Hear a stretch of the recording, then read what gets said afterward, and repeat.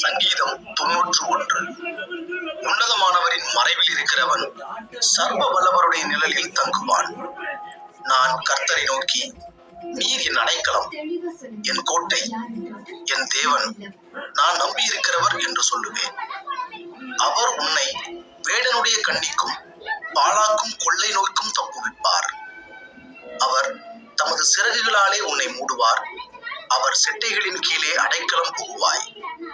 அவருடைய சத்தியம் உனக்கு பரிசையும் கேடகமும் ஆகும்.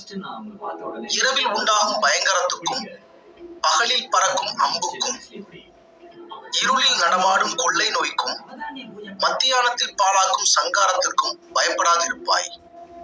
உன் பக்கத்தில் 1000 பேரும் உன் வலதுபுறத்தில் 10,000 பேரும் விழுந்தாலும் அது உன்னை அணுகாது.